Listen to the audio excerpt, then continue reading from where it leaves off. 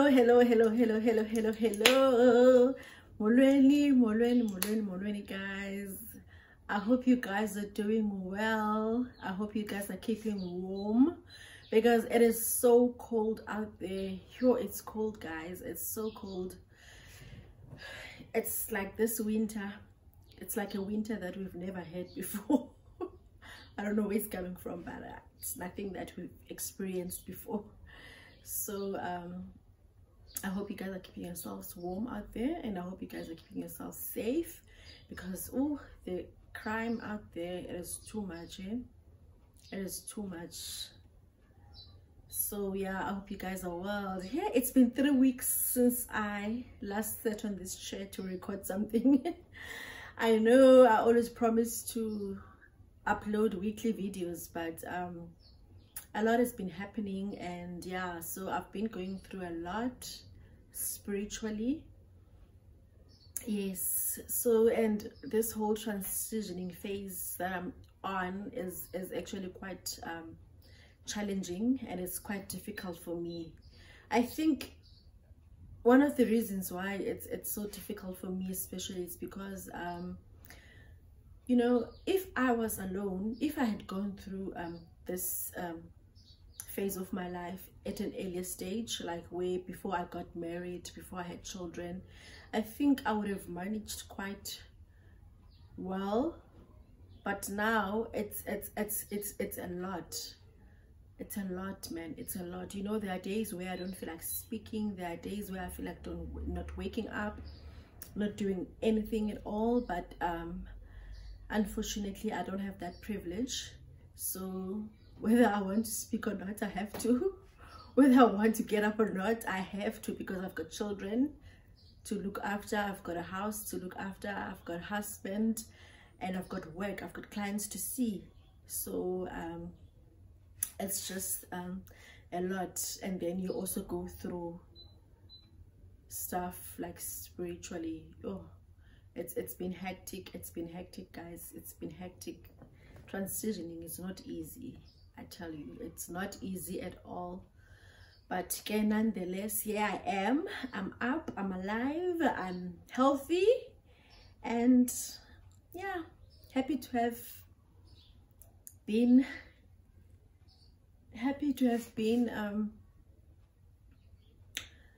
keeping myself away from problems, from trouble. Oh, guys, I don't know. It's just there's a lot happening. Yeah. So oh, the other thing is, guys, I want to thank you so much. Thank you so much for subscribing to my channel. Hey, the last time I did a video, I think I was on 30. I think I was on 30 or 33 subscribers, if I'm not mistaken. No? I think so. I think I was on 30 or 33 subscribers. But now I am standing on 90 subscribers, and I know many of you would be probably thinking, why she was so excited over 90 subscribers. Well, to me, it's a lot. I'm a person that appreciates a lot, whether it's something small, whether it's something big. I appreciate a lot. So, and yeah, because when I started, I was on zero, like I was on zero subs, and then now I'm sitting on 90. Thank you so much, guys. Thank you so much. Thank you. And to those of you who haven't subscribed but watched, can you please subscribe? It will mean a lot to me, guys. It will mean so much to me. Just hit that subscribe button, and you'll be part of the family. You'll be part of love and light, because that's what we're all about in this channel. We're about respect, we're about love, we're about light, and everything that has to do with spirituality. And yeah, so basically what I do in this channel, for those of you who are new, my name is Rachel Sodinga, also known as Gogo Unyoniyezwe, or you can call me Bingi. That's a name that I use as well. So yeah, so so you can for those of you who are new, welcome, welcome, welcome, welcome, and I hope you guys enjoy my content. And yeah, and what I'm about in this channel is about my personal experiences in the journey of spirituality. And yeah, everything that I speak about is something that I have gone through. I don't speak about I don't speak about others. Everything that I talk about is something that I've experienced. Yes. And yeah, and we are all about respect, we're all about love, we're all about light, and everything that has to do with spirituality in this channel. So yeah, welcome, and I hope you enjoy my content. And yeah, share, please, please, please, please share, guys. Share, tell your friends and family to come and subscribe, because it's gonna mean a lot to me. Thank you so much. And yeah, so and I must say, I'm not quite there yet, but I'm slowly getting there. I'm getting used to this, you know. But yeah, eventually I will be like this. So what I'm going to speak about today specifically is the fact that Izinto ZikaMoya, ne?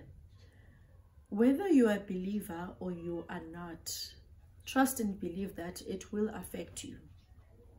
It will affect you. Reason why I'm saying this, I hear a lot of people, you know, that are criticizing where I am right now in my life is in terms of spiritually, because as I had shared before that I grew up from a Christian family, right? We never did Izinto zamasiko, you know. It was just church, God. That's all I knew. That's what I was raised of. So yeah, and then I never woke up one day and decided that this is where I want to be, this is who I want to become. Everything just happened, like it just happened in a very I'd say strange. Yes, it was strange actually how my journey began. But for someone who doesn't know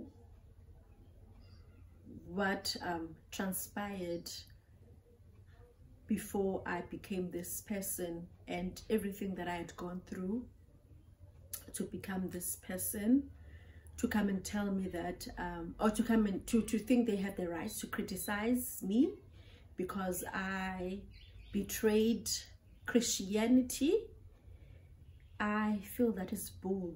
That is nonsense, because I never woke up and decided that okay, even by Sangoma now. No, it didn't happen like that. People that know me, they know that I had never ever even dreamt of becoming this person that I am before. I never thought my dreams would end up would lead me to this, because I'm a person who used to dream a lot, and I never thought that it would actually lead me to becoming a traditional healer like a sangoma. So yeah, people have a lot to say, whereas they know nothing. And what I've noticed is that the clueless are the ones that actually have a whole lot to say, whereas they know nothing. So the reason why I'm saying that, whether you actually like it or not, Izinto ZikaMoya, they will affect you. They will affect you whether you believe it or not, whether we attend noma awuthandi, okusalayo, they will affect you. I'm an example of that. I never used to believe in these things. I never used to believe in traditional healers. I would know that okay, they are, I would see, but I never saw myself as one. I never believed in okay, I would hear people speak about witchcraft and whatever, but I never really experienced it. Okay, well, I thought I never experienced it, or it would never affect me, because it is something that it's something that I wanted nothing to do with. It's something that didn't bother me, and I thought to myself, because it's stuff that I care less about, they can't affect me, whereas I was wrong. So what happened is when I lost my first born child, right, in 2008. Yeah, I think, yeah, in 2008, because he was born in 2007 and then he passed away in 2008, around about Easter time. So what had happened, my son got diarrhea, started having like a runny tummy, just like any other children. And then I took the child to the doctor, and then he was given stuff, medicine, like to help heal him. And then he was better for a couple of days, and then he started again. And then it was just that back and forth up until now. The doctors wrote us a letter that we must go to the hospital. So we went to the hospital, and then the first time I was there, we stayed for I think a week or so, and then he got better. We were sent home, and then we came back in a couple of days. We were back there again, and then this time around we stayed for almost a month because the baby was not getting better. I think he was almost 4 months when he passed on, so he was just not getting better. And doctors did everything they could. They did all the tests, they gave him everything that they thought would help, but nothing. He was just deteriorating. So, and then I remember this other time, the doctor called me into his rooms, the professor called me into his rooms, and then asked if I was a South African citizen or did I go to another country, perhaps maybe in the past couple of months after baby was born. So I said, no, I'm a Cape born. I was born and bred in Cape Town. Baby as well was born, and the husband as well. So none of us are from other countries. So I asked them, why is he asking me that? And then he had said that it's because maybe they thought it was something that was foreign, because they tested everything. They did all sorts of kind of tests that they could, and they still couldn't figure out what was wrong with the child. So, and then he told me that what the best thing that I can do for him now is to keep him comfortable by giving something for pain, and then we'll just wait until he just passes on, because they did everything. And I had hope. I prayed hoping that my child would get better, but he was just not. And then I remember the day he passed on, I was so tired from staying in the hospital, and I was like, God, just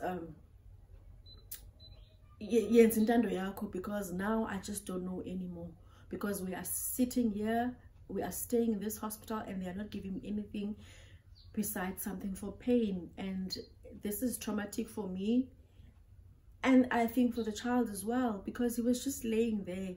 He was just laying there, and every day he just got worse, and then his body started swelling. He started swelling up, and then his color turned, like he became dark. I don't know, he just became this animal that I don't know. And then so I think after I had made peace, after that prayer that I did to God, asking him to do what he can, what he has to do, because now I just don't know anymore. And then on the Easter, I think it was Easter Sunday, yes, it was Easter Sunday, and then eventually my son passed on. Fine, we buried him, moved, and then I didn't know there was foul play in this whole situation with my child. So I think a year later, yes, a year later, I was at work on lunch break. So I think I was working in ShopRite, getting a few groceries on my lunch break, and then this old lady started walking behind me, and then every aisle that I would go into, this lady kept on following me. And then I just got annoyed, and then I stopped, and then I looked at her, and then I asked her what was wrong, because she kept on following me. And then she asked me where was my son, and then I looked at him, I looked at her, and I was like, okay, like I was completely confused. And then before I could answer, and then she told me that what happened to my son was not God's will. She told me that it was witchcraft, and then she told me that I was supposed to die with the child when I was pregnant, because I stepped on something. So, and then that's when I was supposed to because I remember when I was pregnant, my left leg, I had this thing on my heel, something that looks like a thorn. I actually still have that pain, but now it's not as bad as it was when like during that time. So it's something that just refuses to go away. So what I do is I just file it down, because it becomes like it's like a thorn, you know, so it irritates me. So I normally just file it down so that it's not as irritating. So and then she told me that it's because that thing grew because I stepped on something. I stepped on ibekelo, and then elobekelo was supposed to kill me with the child when I was pregnant, but my ancestors and God refused. They protected me. They saved my life, because I've got a gift, and then I still have a lot of work that I need to fulfill in this world. So that is why God and my guides saved me from that.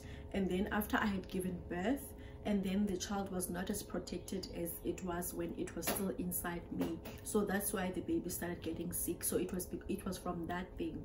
It's because he grew when he was growing in my stomach. So he was growing on top of that thing, because when I stepped on that thing, it came straight to my womb, and then it was something that was supposed to come up and then block me from, and then I wouldn't be able to breathe, and then that's how I would pass out. I was supposed to die.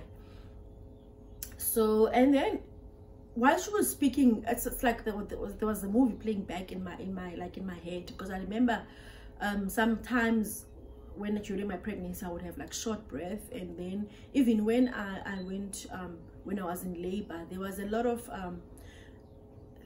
strange things that were happening, you know, but with God's protection, then I gave birth, and then I survived. And then she had told me that I needed to go and be cleansed, so that I can remove this darkness in me, so that I can be able to be shown like my direction that I'm supposed to be on. And then I was like, oh, okay, because I didn't believe in such things. So I think she gave me her address, and then yeah, but I never went to her, because I never believed in such things. So I never went to her. And then a couple of months later, I started getting sick. By being sick, I mean I started having stomach cramps. I started having, like, I was bloated. I had like terrible stomach cramps, and then they just couldn't go away. Even if I drank something, like I remember I drank Eno, I tried everything, like for like reflux and stuff like that. Nothing helped. Eventually I went to the doctor, and the doctors gave me stuff, but that stuff didn't help. And then the doctor referred me to the hospital, where I had to go for like ultrasounds and stuff like that, because I could feel something that was moving inside myself. I thought I was pregnant, and then they did pregnancy tests and checks and everything. I was not pregnant, but I could feel something that was moving inside me when I was experiencing those cramps and reflux and everything that was happening. So then they did ultrasounds, I did gastroscopy, I did sorry guys, someone is at the gate. As I was saying before, I got disturbed. So they checked everything, and then doctors found nothing. But now what was happening, my stomach kept on being, like I was bloated, and then it was swollen up. So then someone said that I must go to like a traditional healer, because this is something that is not normal. And then I actually went. We went to a sorry guys. Sorry. Sorry, excuse me. So we went, my husband and I went to I think it was St. John's Church, né? Because at least it's something that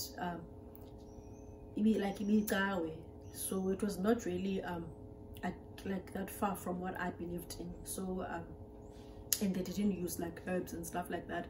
They used amans like iswasho. So I said, let's try that. And then we went, and then when we got there, that I remember when we walked in,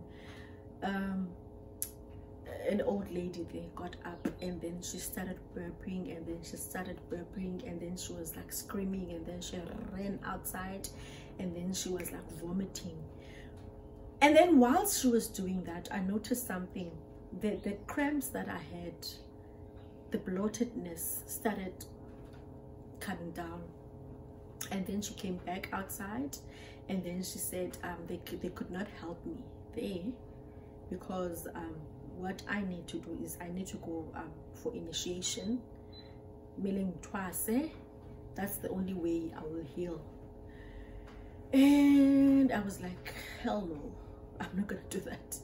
So we went to the next one, and the same thing. They said the same thing. And then we went to a third one again, different churches, but like, you know, they said the same thing, and they were very far apart from one another, so there was no way that they could know me, or they could know that I had gone to the other one. So all the three of them said the same thing. It was three different people.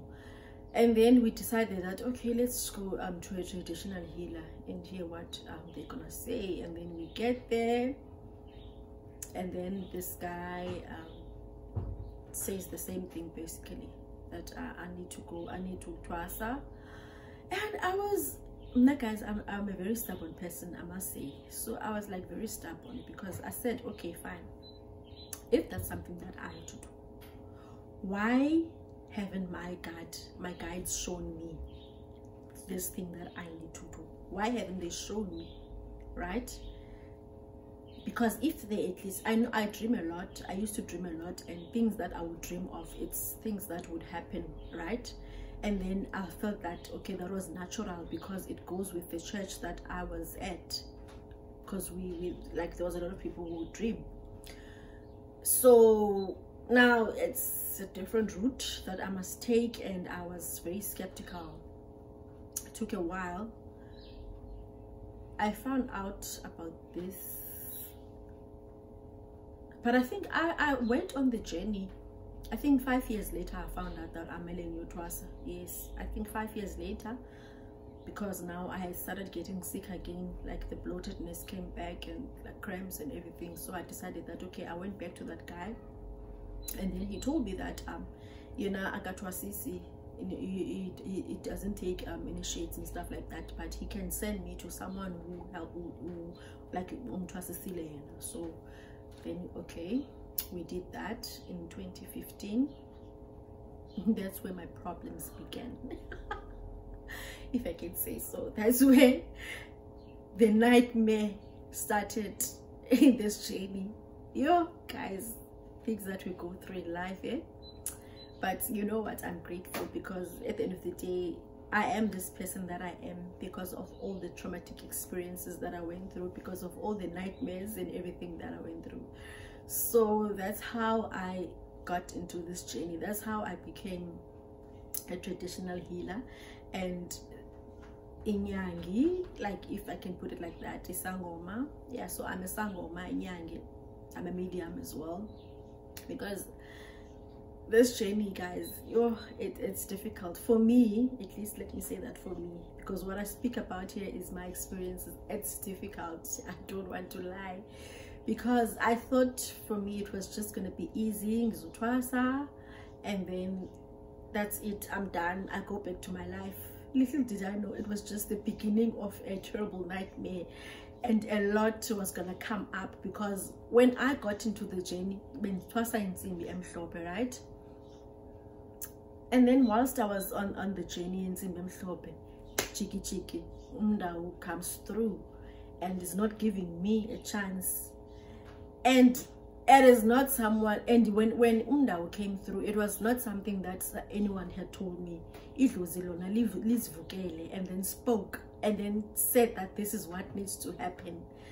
So I just became a different person. Because I used to, okay, like in but the label, it was the scariest thing that I thought, oh, little did I know Banzaba in like Zwapanguyu.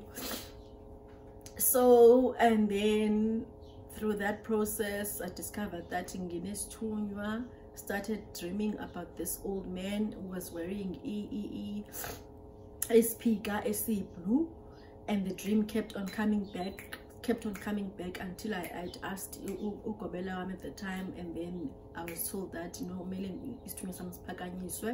because now it feels left out now that I've gone through all these journeys that I went on. So and then whilst I was busy with that, and that's where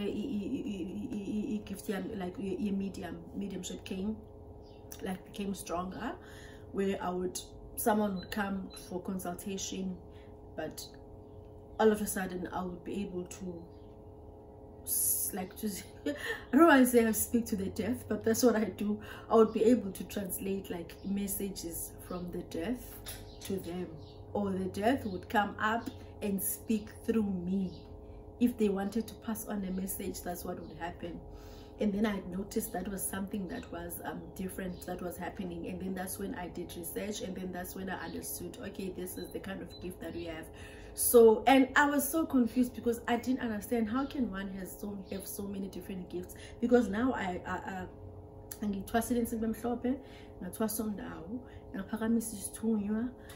now I'm a medium. I was starting now to see like tarot cards. I was shown crystals, you know, and then it just confused me. And then and then the side lobugedla as well started coming up. I was shown imiti. I was shown before I went to Utwasaumda. That's when I started show. I was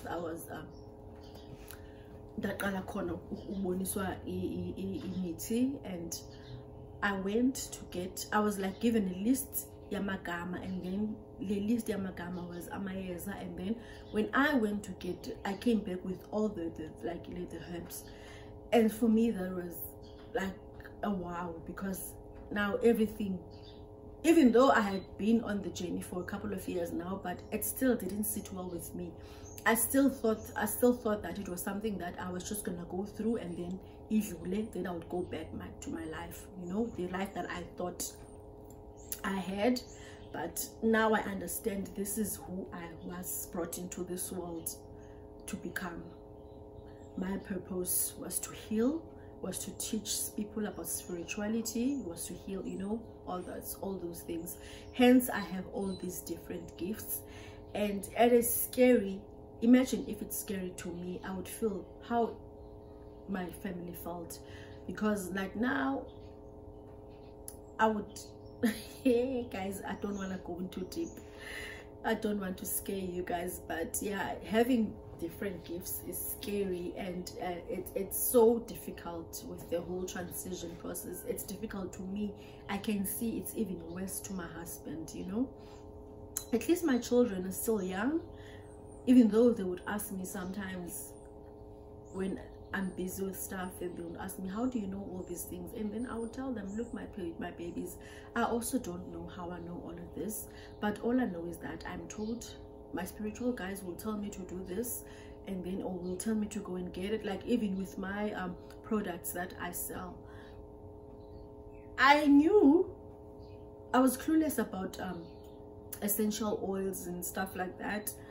But when I was told to go and get like boma peppermint oil, boma cucumber seed oil, boma milk thistle, you know, those were things that were new to me, that I didn't even know existed. And when I went to go and find these things, I actually came back with them. And that's where it got interesting, like more interesting for me, because now like everything was just I don't know, even today I still get chills.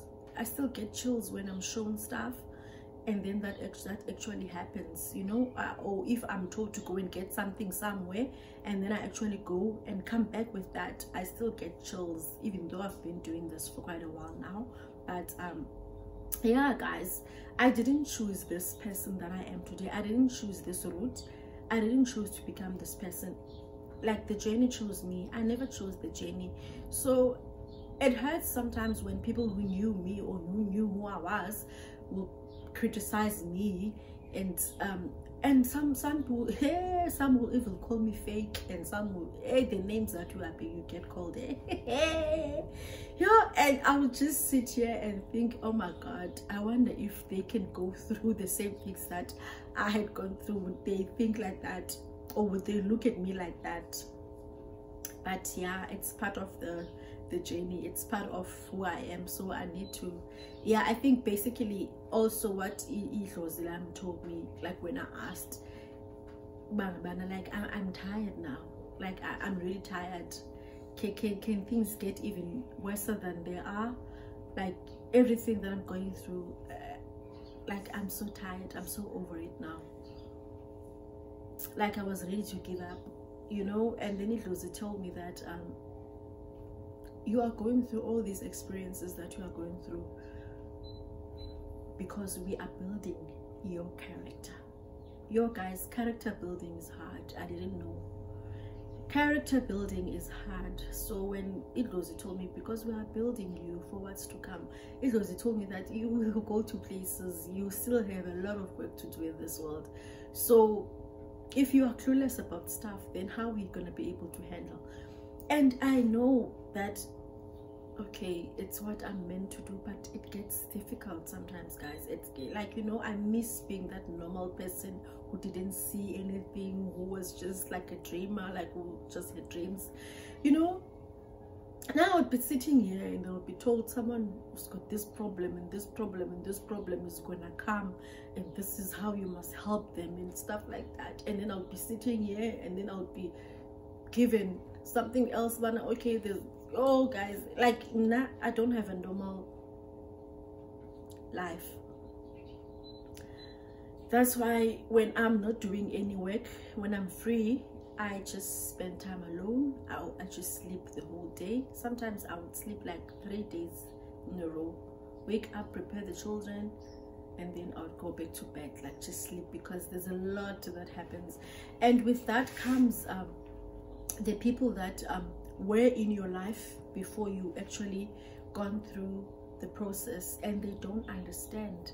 Now it's like you have changed, it's like uchinjile, uphakamile, or you're acting weird, and they don't understand how overwhelming this whole journey is. Like this whole process, it's so overwhelming, it's too much. Sometimes I don't even want to speak, let alone explain to people this is what I'm going through and this is what it means, you know. If Ananalaba would send you like a question, they would just say, yo, I don't mind helping, guys, but it's like like from your head, you know. It takes a lot, like because it's not me that's doing that, I'm an you know. So for me to get to that process, to that, you know, but okay, look, I need to handle it. So you take a while and stuff like that. And I understand now why others charge when they have a price for and abantu, they don't get that. You get those abakwaziyo, like guys, you don't do that. At the beginning of this journey, I used to do that a lot, but I understand now because Idlozi let me do that, because I was still learning, you know. I was still in training, because no one taught me. Akuna one or someone that will say, but unfundise imiti. I was told by my guides. So everything that I did, I was like, like everything that I have, I will show you guys one day a space with my in somewhere I work, you know. And then you get people that want stuff for free. They forget that I used to work, but now I don't work anymore. This is my work. So I get quiet times when I'm going through a phase which requires like my full attention. Then I don't work. And then for me, not working equals to no money, because I get money by seeing people, by consultations, by people buying my products, you know. So yeah, it's just a lot, guys. It's just a lot. Hey, I don't know what I'm speaking about now because the main purpose of this video is to actually let you know, guys, to those who like to criticize or who have a lot to say, is the thing I see Izinto. I understand there are those who don't have this gift, guys. I'm gonna be real. There are people who don't have this gift, but they love it. They see abantu begqoka amalaphu, they see abantu begqoke imfiso and stuff like that, and they think, oh, I would look good, and they actually go to ZikaMoya and say, I don't have this gift, I know, but because I just love it. And because people now are doing this thing for money, and they will let you, so, but for some of us who are genuine, who didn't choose this journey, it's difficult. It's difficult, guys. It's difficult because I know I used to help a lot before and Sakala, and it was exciting also for me because like how do I know all these things? You know, how do I know all these things? And stuff like that. But now I think I've earned my stripes. So yeah. But anyway, I hope you guys enjoy the video, and hope you share. And if you have anything that you would like to know, you can comment down there. I think I did share my WhatsApp number that I use for consultations and queries that people have about my products and everything else. So yeah, you can just like, comment, and subscribe, and please don't forget to share, guys, as well. Yeah, so thank you so much. Can't believe that I'm on my way to 100 subbies. I know it's not a lot, but it's a lot to me. Thank you, guys. Thank you so much. Thank you so much. And yeah, till the next one, peace out.